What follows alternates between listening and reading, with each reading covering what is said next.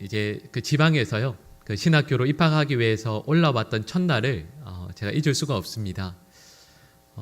처음 이제 서울로 와서 이제 먼저 신학 공부를 하고 또 유학을 준비하고 있었던 사촌 형의 집에서 하루를 지내게 되었습니다. 이제 그 저녁 식사를 하고 이제 옷을 갈아입고요, 이제 편하게 집에 있는데 저기에서 저희 사촌 형이 사진을 한 몇백 장을 들고 오시는 겁니다. 무서운 일이죠. 이렇게 사진을 설명하겠다는 뜻이 아니겠습니까? 그래서 겁에 질려 있는데 이제 또 저쪽에서 저희 형수님께서 좀 그러지 말라고, 저희 사촌 형께서 무시하시고 저에게 사진을 이렇게 쭉 설명을 해주시는 겁니다. 진짜 수백 장이었거든요. 근데 그 사진이 어떤 거였냐면 성지순례를 갔다 오신 사진이었습니다. 수백 장이니까요, 빨리 이렇게 쭉 해서 설명하면서 넘어가는 사진들도 있고, 그러다가 그 형의 눈시울이 붉어지면서 설명이 길어지고 또 저에게 마음을 담아서 설명해 주었던 사진이 몇 장이 있습니다. 보여주면서 저에게 이야기를 해주셨는데 그 사진의 내용이 뭐였냐면, 아마 들어보셨을 겁니다. 비아 돌로로사라고 하죠. 이게 라틴어인데요, 비아는 길이라는 뜻이고 돌로로사라는 말은 슬픔이라는 뜻입니다. 슬픔의 길이죠. 그럼 이 길은 예수님께서 빌라도의 관저에서 그 재판을 받으시고 나서 골고다 언덕까지 예수님께서 걸어가셨던 1km가 좀 안 되는 그 길을 나중에 그 만든 길이죠. 예수님께서 십자가를 지고 가셨던 그 길을 기억하고 예수님께서 우리에게 보여주신 사랑을 기념하기 위해서 만든 길입니다. 비아 돌로로사라고 이야기하죠. 그래서 지금도요, 그 비아 돌로로사를 찾는 많은 그 순례객들이 있습니다. 그리고 그 길 가운데에서 14개의 특별한 자리들이 있거든요. 예수님께서 첫 번째 쓰러지셨던 곳, 두 번째 쓰러지신 곳, 세 번째 쓰러지신 곳, 예수님께서 십자가에 못 박혀 죽으신 곳, 예수님의 시체를 내려놓고 누이신 곳, 이렇게 여러 장소들이 있습니다. 근데 그 사촌형 말씀으로는 그 길을 다는 아니지만 많은 순례객들이 울면서 무릎으로 기어가신답니다. 예수님께서 올라가셨던 계단도 있고 예수님께서 걸어가셨던 돌길들이 있는데 거기를 무릎으로 기어서 가는 거죠. 사촌형도 그러하셨고 또 많은 분들이 그 길을 무릎으로 기어가면서 그렇게도 많이 우신답니다. 왜 우실까요? 무릎이 아파서는 아니겠죠. 여러분, 그렇게 우시는 이유는 그 길을 걸어가면서 비록 나의 무릎이 돌들 때문에 또 무릎으로 기어가는 것 때문에 마음은 무릎도 아프지만 예수님께서 바로 나를 위해서 십자가에 죽으시고 또 그 길을 정말 고난 가운데 걸어가셨다라는 것 사실 자체만 생각해도 그것이 너무 은혜가 되기 때문 아니겠습니까? 그리고 저도 생각을 해보면 우리 모든 성도들이 이 특별히 사순절 기간을 우리 주님의 고난과 우리를 위한 그 십자가의 사랑을 떠올리시며 보내시는 귀한 시간이 될 수 있기를 간절히 축복합니다. 여러분, 그런데 그 비아 돌로로사의 그 길을 가장 먼저 걸었던 분이, 또 예수님과 함께 걸었던 분이, 또 예수님의 그 십자가를 등에 지고 걸어가셨던 가장 처음의 분이 오늘 본문 말씀에 나오는 주인공이죠. 근데 그분은 말씀드렸던 것처럼 그 길을 무릎으로 걸었던 것도 아니고 눈물로 걸었던 것도 아닙니다. 감사와 감격으로 걸어가셨던 것이 아니죠. 오늘 본문 말씀에 나오는 이 구레네 시몬이라는 분은 이 길을 원망과 괴로움 가운데 걷고 있습니다. 여러분, 이 구레네 시몬이라는 분이 어떤 분인가라고 했을 때 여러분, 복음서의 말씀을 보시면 오늘 본문 말씀 한 절에만 나오죠. 그래서 많은 분들은 이 구레네 시몬이라는 분이 별로 중요하지 않은 분이겠구나라고 생각하실 수도 있습니다. 제가 어느 수업을 들을 때 그 영화 감독을 모시고 했던 수업이 있거든요. 근데 그 영화 감독분께서 이런 말씀을 하신 적이 있습니다. 영화는 감독이 영화를 만들 때 한 컷, 그러니까 실은 1초도 되지 않는 그 한 장면에 감독은 의미를 담는답니다. 그리고 그 의미를 읽어낼 수 있는 관객을 기다린대요. 제가 그 말을 들으면서 이런 생각을 한 적이 있습니다. 하나님께서 우리의 인생을 주관하고 계시지 않습니까? 그런데 하나님께서 저의 인생을 이끌어 가실 때 우리 인생 가운데 단 1분, 단 1초도 하나님의 개입과 하나님의 뜻이 없이 이루어진 삶은 없지 않겠습니까? 그렇다면 하나님께서도 또한 저희들의 삶에서 그 짧은 1분, 짧은 1초에 담겨져 있는 하나님의 뜻, 하나님의 세심한 연출을 읽어내 주기를 우리 주님께서 기다리고 계시지 않겠습니까? 그리고 그런 뜻들을 우리가 알게 되고 깨닫게 될 때 하나님께서 진정 우리의 삶을 지금도 이끌어 가시는구나라는 것을 고백하게 되죠. 그렇다면 오늘 본 말씀에서도요, 한 절이지만 이 구레네 시몬을 통해서 그가 십자가를 지게 하시고 또 그가 예수님과 함께 그 길을 걷게 하신데 하나님의 귀한 뜻이 있지 않겠습니까? 이 구레네 시몬이라고 했을 때요, 그가 살고 있었던 곳은 구레네라는 곳인데 이곳은 지금으로 말하면 북아프리카에 있는 리비아의 수도입니다. 그 도시 이름이 트리폴리죠. 이 트리폴리에서 예루살렘까지 거리가 이제 쭉 걸어간다고 하면 최소 2,000km입니다. 2,000km를 2,000년 전에 이 구레네 시몬이 걸어서 여행을 하는 거죠. 얼마나 걸렸을까요? 제가 여러 신학책들을 찾아봐도 그런 것에 대한 해석이 없어가지고요. 제가 나름대로 추정해 본다면 예전에 오래전에 읽었던 그 글 중에서 이런 글이 있었습니다. 조선시대에 대구에서 한양까지 걸어서 과거 시험을 치르기 위해 왔던 선비에 대한 글을 읽었던 기억이 있는데 그 거리가 한 380km 정도가 되었답니다. 근데 380km를 성인 남성이 홀로 걸어왔을 때 걸린 시간이 보름 정도거든요. 380km가 보름이라면 더 오래전 2000년 전에는 더군다나 이 구레네 시몬은 혼자 온 것이 아닙니다. 오늘 본문 말씀에도 보시면 두 아들의 이름이 나오죠. 두 아들 그리고 사랑하는 아내와 함께 그 거리를 걸어서 왔을 겁니다. 그렇게 치면 어느 정도 걸렸을까요? 최소 2개월이 걸렸을 것임을 우리는 추측할 수 있습니다. 그러니까 구레네 시몬은 이 구레네라는 곳에서 예루살렘까지 최소한 2달의 시간을 걸어서 예루살렘까지 오고 있는 것이죠.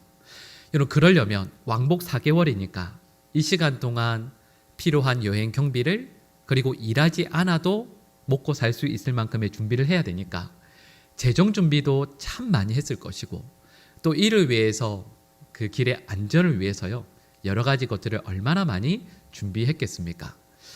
여러분 아마 이 구레네 시몬이 이 길을 걸어가면서 그가 가졌던 소원이 있을 겁니다. 그는 지금 이 예루살렘 성전에서 유월절을 지키기 위해 이 먼 길을 가고 있거든요. 그러면서 이렇게 자기 아들들에게 기대한 것이 있겠죠. 얘들아, 지금 우리가 이 먼 이방 땅에서 살아가고 있지만 너희는 하나님께 선택받은 선민이라는 것을 잊지 말아라.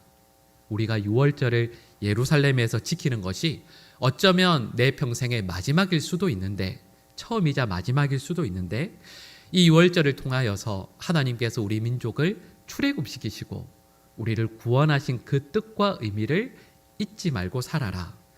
그리고 너희도 이 아버지가 그러했던 것처럼 유대교인으로 믿음을 잘 지키면서 살아라. 이런 의미가 그 속에 담겨져 있었을 겁니다.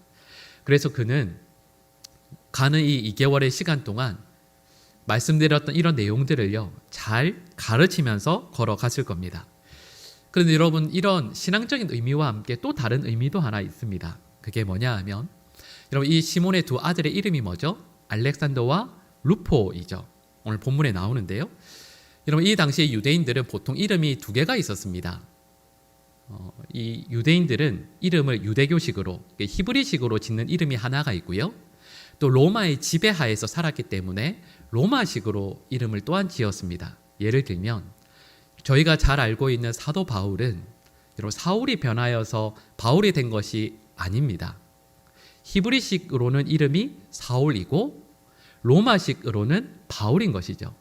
그러니까 유대인들끼리 서로 이름을 부를 때에는 사울이라고 부르고 이방 사람들이 부를 때에는 그를 바울이라고 부르는 거죠. 그러니까 이름이 보통 이렇게 두 가지가 있습니다. 또 다른 이름을 생각해 보신다면 예를 들면 들어보셨을 겁니다. 마가라 하는 요한 들어보셨죠? 여러분 여기에서 마가라는 이름이 로마식이고요. 요한이라는 이름이 히브리식 유대인들이 부르는 이름이었습니다. 그런데 이 시몬이라는 이 사람은 자기의 아들들의 이름을 유대식으로는 짓지 않고요. 히브리식으로는 짓지 않고 로마식으로만 지었습니다. 그래서 여기 나오는 알렉산더와 루포라는 이름은 로마식의 이름입니다. 왜 이렇게만 지었을까요? 왜냐하면 살아가고 있는 곳이 예루살렘과는 2000km가 떨어져 있는 북아프리카에 있는 곳에서 살고 있으니까요. 예루살렘에 갈 일이 평생에 한 번 정도만 있을 것이지. 그러니까 아들들에게 바라고 기대하는 건 이겁니다. 내 아들들이 나는 비록 유대교식으로 살아왔지만 믿음은 잃지 않고 살아야 되지만 이 이방 땅에서 성공하는 사람으로 살기를 기대하는 것이죠. 아마 우리 성도들의 마음 또한 그러지 않을까 싶습니다. 우리의 자녀들이 믿음을 갖고 살긴 하지만 그래도 이 세상에서 성공하기를 원하는 마음이 누구에게나 있겠죠. 그래서 아마 이 아들의 이름을 루포와 알렉산더라는 로마식으로만 이름을 지은 것 같습니다. 여러분 이렇게 이야기를 할 때 저는 이 마음이 한편으로 이해가 됩니다. 그리고 또 한편으로 이것을 다르게 설명할 수도 있죠. 여러분 제가 아이가 셋 있는데 마지막 셋째 아이를 미국에서 낳았습니다. 근데 그 아이의 이름을 그래서 제 주위에도 보면 목사님들이 그런 경우에 아이의 이름을 보통 미국식 이름과 한국식 이름 이렇게 두 개를 지어요. 그래서 저희 막내가 딸인데 이름을 보통 그런 경우에는 그레이스라든지 라헬이라든지 이렇게 이름을 짓죠. 근데 저는 막내딸 이름을 예원으로 지었습니다. 미국식으로 짓지 않고 영어로 짓지 않고요. 그냥 한글로 예원이라고 썼습니다. 왜 그랬을까요? 제가 한국으로 돌아갈 거거든요. 무슨 일이 있어도 갈 거였거든요. 그러니까 딸의 이름을 지으면서 제가 결단한 겁니다. 나는 한국으로 꼭 돌아간다. 미국은 잠시 있는 거지 나는 꼭 돌아가서 사역한다. 그러니까 이걸 뒤집어 이야기하면 이 구레네 시몬은 자기의 아들들의 이름을 히브리식으로 짓지 않고 로마식으로만 지었다라는 의미는 우리 아들들이 두 발을 딛고 살아가는 이 세상에서 성공하며 살아가기를 적응해서 살아가기를 간절히 원하는 소원이 그 속에 담겨져 있는 거죠. 여러분 이 두 가지 양쪽의 입장에서 이 구레네 시몬이 자기 아들들 그리고 아내를 데리고 예루살렘으로 가고 있습니다. 여러분 예루살렘으로 가면서 어쩌면 성전으로 올라가는 노래죠. 시편 120편에서 132편에 나오는 노래들을 한 절 한 절 가르쳤을지도 모르겠습니다. 그 노래를 부르는 법도 가르쳐주고 거기에 담긴 의미도 가르쳐 주었겠죠. 저 멀리 시온산 곧 예루살렘 성이 보일 때 예루살렘 성을 노래하는 시편의 노래도 가르쳤을지 모르겠습니다. 시편 48편 2절의 말씀인데요. 제가 읽어드리면 이렇습니다. 잘 아시는 내용이죠. 터가 높고 아름다워 온 세계가 즐거워하며 큰 왕의 성 곧 북방에 있는 시온산이 그러하도다. 아멘. 아마 이 노래를 아들들에게 가르쳤을지도 모르겠습니다. 그러면서 스스로 이런 생각도 했겠죠. 내가 가서 예루살렘 성이 얼마나 아름답고 멋진지, 예루살렘 성전이 얼마나 화려한지 내가 내 두 눈으로 똑똑히 보고 마음에 담아서 다시 내가 살고 있는 구레네로 돌아오면 동네 사람들에게 즐겁게 자랑하리라. 이런 계획도 세우지 않았겠습니까? 근데 여러분 이 구레네 시몬이 그렇게 준비하고 세웠던 모든 계획이 오늘 본문 말씀에 나오는 이 한 절의 사건 때문에 완전히 틀어지게 되죠. 완전히 바뀌게 됩니다. 여러분 예수님께서 그 십자가를 지고 올라가고 계셨습니다. 골고다 언덕으로 올라가고 계셨는데 지난 밤 내내 받으셨던 신문, 채찍질 이런 것들 때문에 올라가시다가 탈진해서 쓰러지시게 되죠. 로마 군병들이 어떤 사람들이겠습니까? 예수님을 발길질도 하고 채찍으로 다시 때리기도 하고 윽박지르기도 했지만 예수님께서 도무지 일어나실 수 있는 힘이 없으셨죠.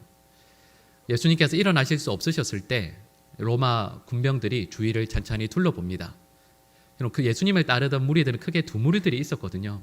한 무리들은 예수님을 향해서 침을 뱉고 빨리 저 사람 십자가에 못 박으라고 소리지는 사람들이 있었고, 또 한편으로는 예수님께서 십자가에 못 박히시는 것이 너무 마음이 아파서 가슴을 치며 통곡하며 그 뒤를 따르던 무리들이 있었습니다. 근데 로마 군병들이 참 우연히도, 그러나 하나님께서 계획하신 뜻에 따라서 오늘 말씀에 나오는 그냥 자기의 길을 속히 걸어가고 있던, 자기 길을 가고 있던 구레네 시몬을 정합니다. 손가락질해서 그를 데리고 와서 예수님의 십자가를 대신 지게 하죠. 여러분, 그래서 복음서 말씀을 보시면 공통적으로 지적하고 있는 것이 구레네 시몬이 억지로 예수님의 십자가를 지게 되었다라는 것을 말씀하고 있습니다. 여러분, 구레네 시몬이 예수님의 십자가를 억지로 지게 되었을 때 어땠을까요? 이런 거 생각해 볼 수 있죠. 여러분, 구레네 시몬이 예루살렘 성에 들어와서 성전을 향해 가고 있을 때 그의 옷은 어떤 옷이었겠습니까? 가지고 왔던 옷 중에 가장 좋은 옷이었겠죠. 성전에 들어갈 것이니까요. 가장 좋고 새 옷을 입고 그 길을 걸어가고 있는데 예수님의 십자가를 지게 되었습니다. 여러분, 그 예수님의 십자가에는 예수님께서 흘리신 피도, 그리고 채찍에 맞아서 떨어졌던 예수님의 살점들도 그 십자가에 묻어 있지 않았겠습니까? 근데 그 십자가를 구레네 시몬이 지게 되었을 때 예수님의 피가, 예수님의 살점들이 내 옷에, 내 몸에 묻게 되었습니다. 그 길을 갈 때, 여러분, 사람들이 예수님을 향해 침 뱉을 때 예수님을 보면서 정확히 잘 조준해서 침을 뱉겠어요? 아니요. 구레네 시몬도 예수님을 향해 뱉었던 그 침을 함께 맞게 되었습니다. 그러니까 이 구레네 시몬은 자기가 세웠던 계획, 자기가 원했던 모든 것들이 예수님의 십자가를 짐으로 인해서 완전히 다 망치게 되었죠. 여러분, 지금 구레네 시몬은 예수님의 십자가를 억지로 지고 있습니다. 그가 흘리고 있는 땀도 억지로 흘리고 있는 땀이죠. 나의 의지, 나의 원한과는 아무 상관이 없습니다. 구레네 시몬은 자기의 어깨를 낮추어서 예수님의 십자가를 건네받고 예수님께서 힘없이 걸으시는 그 걸음에 자기의 걸음을 맞추어서 걸어야만 했죠. 그런데 여러분, 구레네 시몬이 억지로 진 이 십자가로 인하여서 그의 삶이 완전히 변하게 됩니다. 많은 성사학자들은 이렇게 이야기합니다. 이 구레네 시몬이 예수님의 죽음도 보았을 것이고 십자가상에서 예수님께서 하셨던 말씀들도 다 들었을 것이고, 백부장의 유명한 고백이죠. 이는 실로 하나님의 아들이었도다 라고 하는 그 고백도 들었을 것이고, 예수님께서 부활하신 후에 120명의 문도가 마가의 다락방에 함께 모여 기도하며 성령 하나님을 체험하게 되었을 때 그도 있었을 것이다. 그리고 안디옥에 가서 이방인들과 헬라인에게 복음을 전했을 것이라고 말합니다. 왜냐하면 사도행전 11장 19절에서 20절 말씀을 우리 화면에 띄워주실 텐데요, 우리 같이 한번 읽어보겠습니다. 같이 읽겠습니다. 그때에 스데반의 일로 일어난 환란으로 말미암아 흩어진 자들이 베니게와 구브로와 안디옥까지 이르러 유대인에게만 말씀을 전하는데, 그 중에 구브로와 구레네 몇 사람이 안디옥에 이르러 헬라인에게도 말하여 주 예수를 전파하니 아멘. 자, 여러분, 그런데요, 20절 말씀 보시겠어요? 20절 말씀을 보시면 구브로와 다음에 어디요? 구레네 몇 사람이 안디옥에 가서 복음을 이방인들에게 전합니다.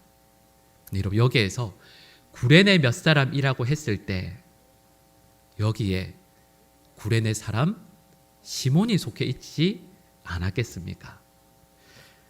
여러분, 이 구레네 시몬은 안디옥까지 가서 복음을 전하게 되고, 그래서 안디옥 교회가 세워집니다.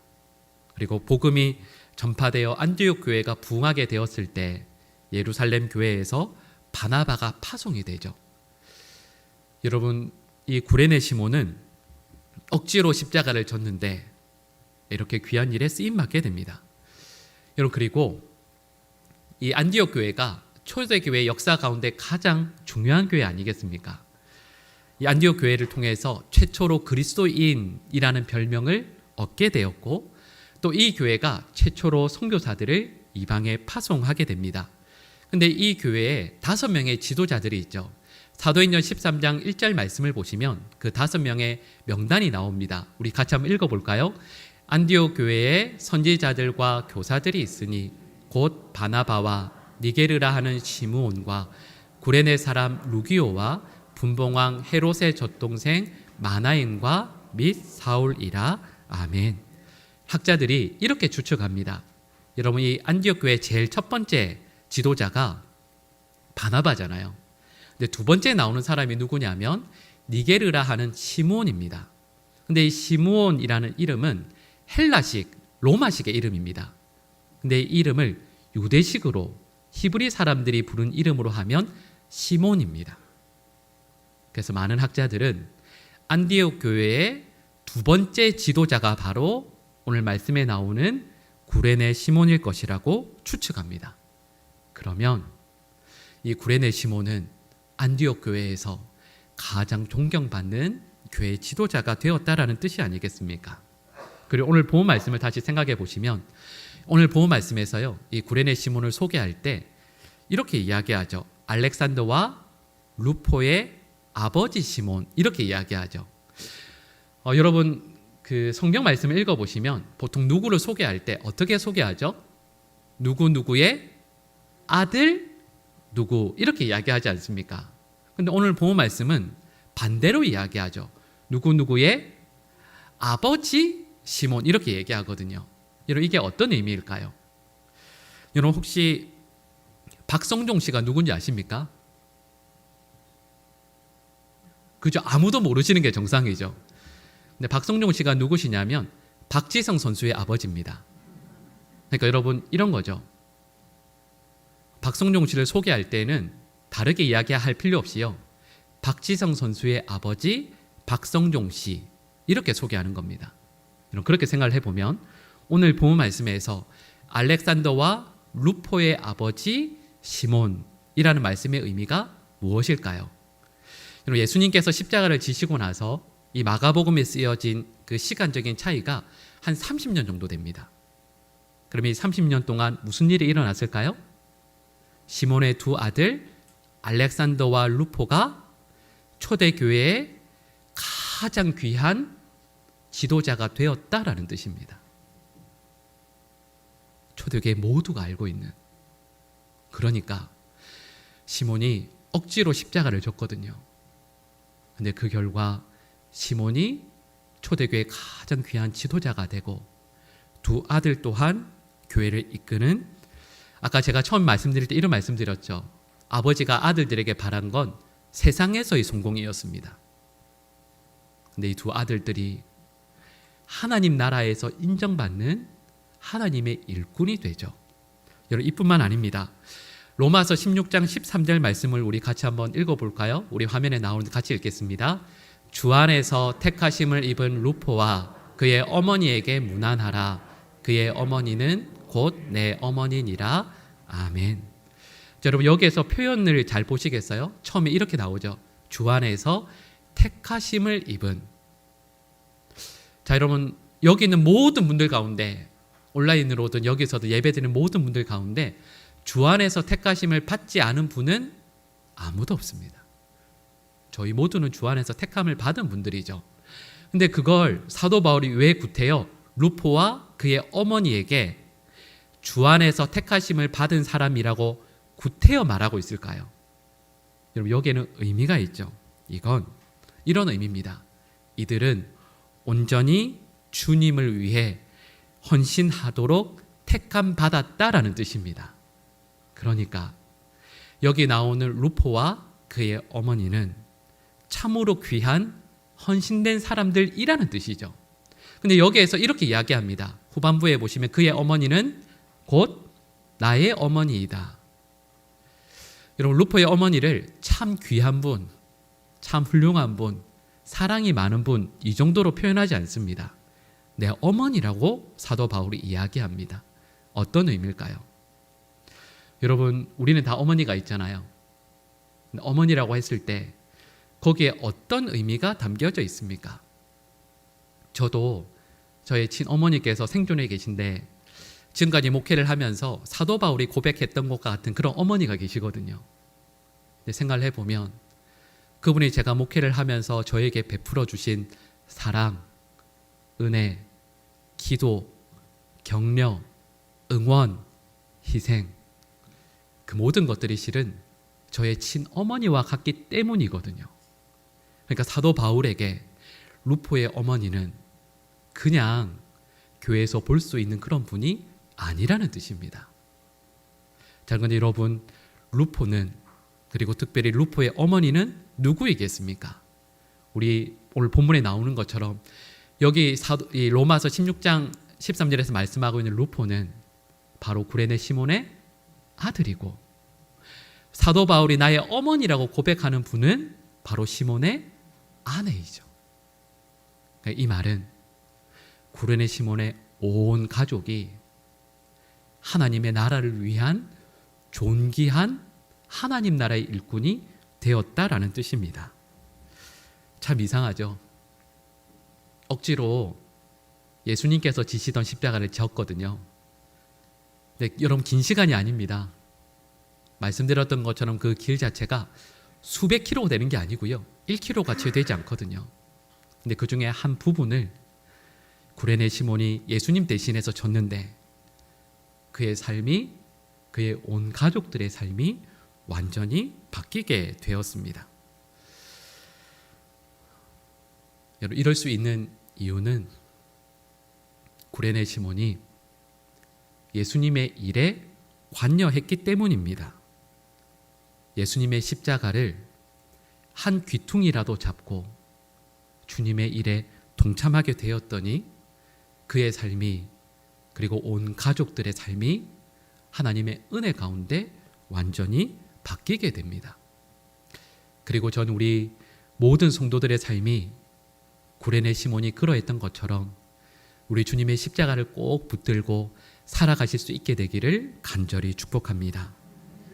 그런데요, 이 말씀을 여러분들과 함께 나누면서 저는 이런 생각을 하게 됩니다. 여러분, 구레네 시몬이 예수님께서 지시던 그 십자가의 자리에 초대를 받은 것 아니겠습니까? 분명히 예수 그리스도의 그 십자가의 구속 사역을 이루시는 것은 우리 주님이시지만 그 길목에서 한 사람을 만나기 원하셨던 우리 예수님을 우리는 보게 됩니다. 여러분, 로마 군인들이 이 시몬을 향해서 정말 무서운 말로, 거칠고 투박한 목소리로, 라틴어겠죠, 너 이리 와서 이 십자가를 져라, 윽박 지르면서 그에게 강제로 십자가를 지우지 않았습니까? 여러분, 그런데 그것도 아십니까? 예수님께서 지금 이 순간 저와 여러분들에게도 그 십자가를 지라 말씀하십니다. 여러분, 고린도후서 5장 14절의 말씀인데요, 여러분, 이 말씀 가운데 노란색으로 된 부분을 제가 읽어드리겠습니다. 그리스도의 사랑이 우리를 강권하시는 도다. 아멘. 우리 주님께서 저희를 향해서 십자가를 지라고 강권하시는데 그건 저희를 윽박지르거나 저희를 협박하시는 것이 아니라 너희들도 이 십자가를 꼭 지면 좋겠다라고 사랑으로 말씀하고 계십니다. 근데 여러분, 예수님의 그 십자가를 저와 여러분들이 진정으로 진다면, 예수님께서 말씀하셨던 것처럼 나를 따르는 제자 되려면 자기를 부인하고 너에게 주어진 십자가를 지고 나를 따르라고 하셨던 그 말씀을 진정으로 저희가 순종한다면, 저희가 주님께서 우리에게 주신 그 십자가를 오늘도 우리의 온 힘을 다해서 지고 있는 것을 나의 아내, 나의 남편이 보고 있다면, 내 자녀들이 보고 있다면, 이 시몬의 삶 가운데에서 놀라운 변화가 가정의 변화가 있었던 것처럼 저희와 저희 가정에도 이런 놀라운 은혜가 있을 줄 믿습니다. 반대로 이야기하면 여러분 저희가 말은 십자가 진다고 이야기했는데 여러분 저희가 십자가 안 지고 있는 것 아닙니까? 구레네 시몬이 십자가를 져서 그의 삶이 그의 가정이 완전히 변화되었는데 저희의 삶이 저희 가족들의 삶이 변화되지 않고 있다면 저희는 여전히 그 십자가를 거부하고 있는 것은 아닌가 하는 겁니다. 그리고 우리 모든 성도들의 삶이 우리 주님께서 지셨던 그 십자가를 우리도 지고 우리에게 주신 삶을 살아갈 수 있게 되기를 간절히 축복합니다. 그 십자가를 지고 오늘도 우리의 온 힘을 다해서 하루를 살아가게 될 때 우리 곁에 있는 모든 이들이 예수님의 십자가를 통한 구원의 역사가 이루어지는 것을 보게 될 것이고 또한 우리의 가족들도 우리 곁에 있는 모든 이들도 주님 앞에 나오는 놀라운 역사가 일어나게 될 줄 믿습니다. 우리 사랑하는 모든 하나님의 백성들에게 이런 놀라운 은혜와 변화가 이 한 주간도 이 사순절의 시간들 동안 이루어져서 하나님 앞에 존귀하게 서 있는 사랑하는 주의 백성들 될 수 있기를 간절히 축복합니다. 기도하겠습니다. 사랑의 하나님, 예수님께서 지셨던 십자가를 저희도 지게 하여 주시옵소서. 말로만이 아니라 그런 자세만 잡는 것이 아니라 진정 십자가를 지고 날마다 살아 우리 곁에 있는 배우자도 우리의 자녀들도 부모님들도 저희들의 삶 가운데 살아계신 예수님을 만나게 하여 주시옵소서. 이 모든 말씀 예수님의 이름으로 기도드립니다. 아멘.